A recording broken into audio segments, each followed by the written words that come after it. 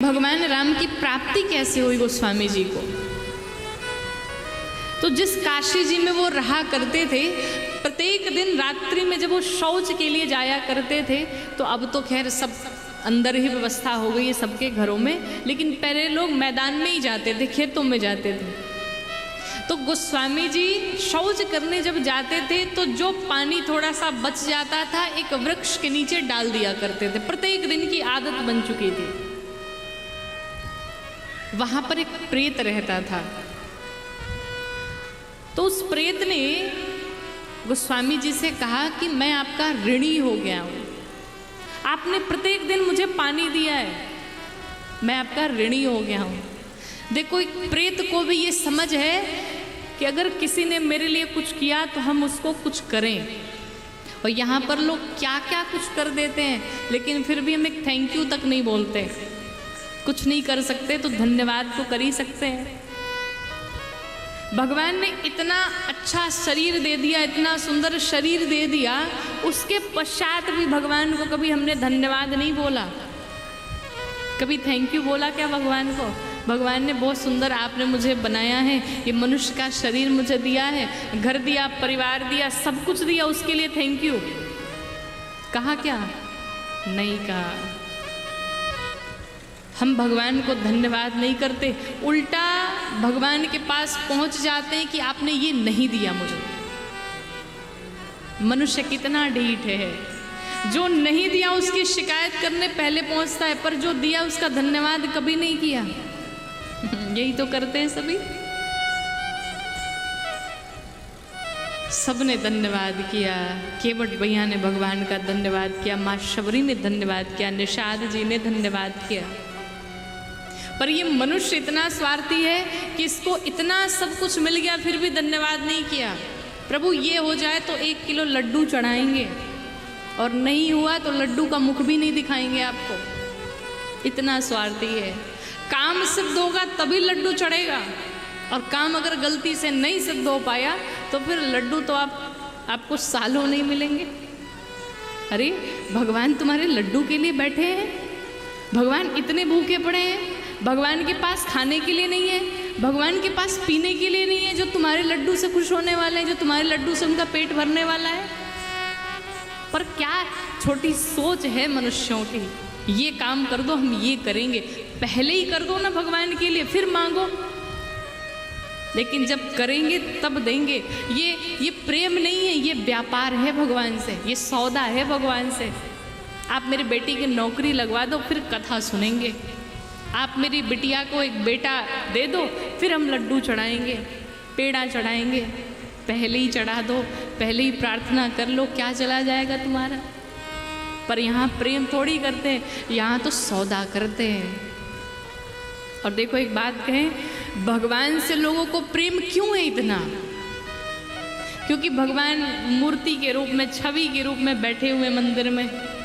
जिस दिन भगवान बोलना प्रारंभ कर दे उसी दिन लोगों का भगवान से भी झगड़ा शुरू हो जाएगा। घर वालों से झगड़ा क्यों होता है? घर वालों से क्यों नहीं बनते? क्यों? घर वाले टोकते हैं।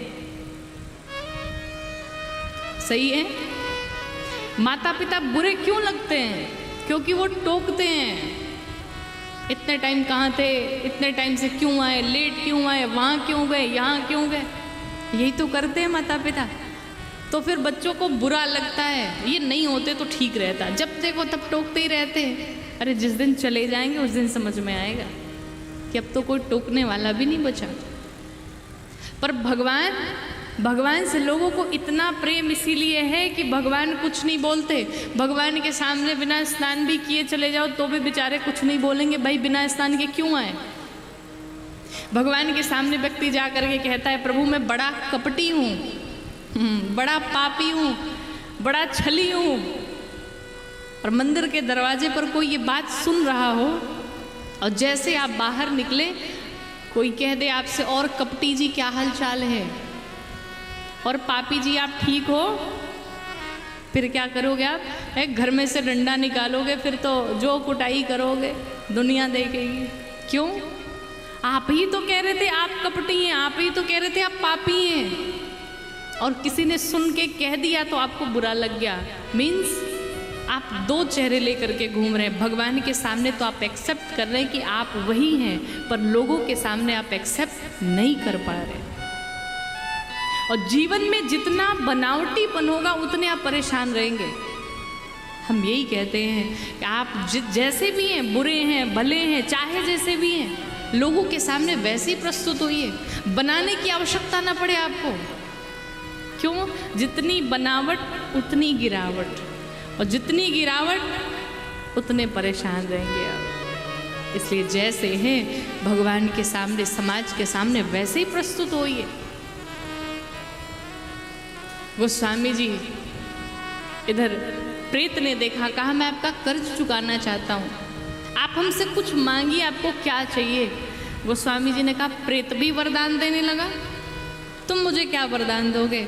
और मैं जो मांगना चाहता हूँ, मुझे जो चाहिए वो तुम दे नहीं सकते। प्रेत ने कहा, मांगो तो सही। कहा, अगर तुम देना चाहते हो तो मुझे मेरे राम से मिला दो। प्रेत ने कहा, हमारे भीतर इतनी तो शक्ति नहीं है कि मैं राम जी से मिला दूं, पर उपाय बता सकता हूं कि राम जी मिलेंगे कैसे। कैसे मिलेंगे? कहा, जहां पर आप प्रतिदिन कथा श्रवण करने जाते हैं वहां पर हनुमान जी आते हैं, और हनुमान जी ही आपको राम जी से मिला सकते हैं। हनुमान जी आते हैं, हम पहचानेंगे कैसे? यहाँ भी हनुमान जी आते हैं पर आप पहचान नहीं पाते हो। क्या पहचान बताई?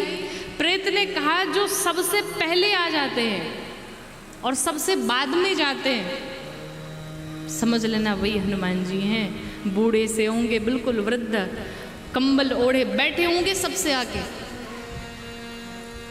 ये हनुमान जी सबसे बड़े श्रोता हैं, और कहें तो राम कथा के सबसे बड़े वक्ता भी हैं। हनुमान जी हर कथा में अदृश्य रूप से पहुंचते ही पहुंचते हैं। ये श्रोता की श्रेणी में प्रथम श्रेणी के श्रोता हैं, जो व्यास जी के आगमन से पूर्व आकर के बैठ जाए और कथा विश्राम के पश्चात आरती प्रसाद लेकर के घर को प्रस्थान करे। ऐसा हनुमान जी करते हैं, पर ऐसा आप लोग थोड़ी करते हो। आप लोग के पास टाइम ही क्या है? आप लोग तो ये सोचते हो जब तब चलेंगे जब व्यास जी आरती करा ले, मंगलाचरण गा ले, जब कथा शुरू करेंगे तब जाएंगे। कथा विश्राम होते ही 3 घंटे कथा श्रवण कर ली, पर 5 मिनट में जो जल्दी हो जाती है आप लोगों की, भगते हो जैसे गाड़ी छूट रही हो। ऐसा नहीं है। आरती प्रसाद लेकर के ही घर को प्रस्थान किया करिए।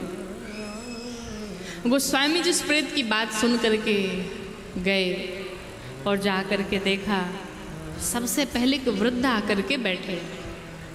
कथा चलती रही, और जब कथा विश्राम हो गई, सब चले गए, सबसे अंत में हनुमान जी धीरे धीरे जाने लगे। गोस्वामी जी ने चरण पकड़ लिया। गोस्वामी जी ने कहा, मैं पहचान गया हूँ, आप कौन हैं? हनुमान जी ने कहा, कौन है? कहा, आप हनुमान जी हैं। हनुमान जी ने कहा, तुम्हें गलत फहमी हुई, मैं नहीं हूँ। कहा, मैं जान गया हूँ प्रभु, मुझे राम से मिला दो, मुझे राम जी के दर्शन करा दो, और आपके अलावा ये कोई नहीं कर सकता है।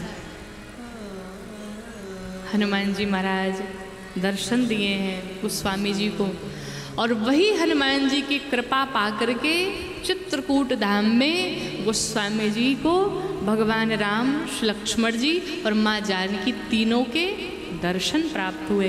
बोलो भक्तवत्सल भगवान की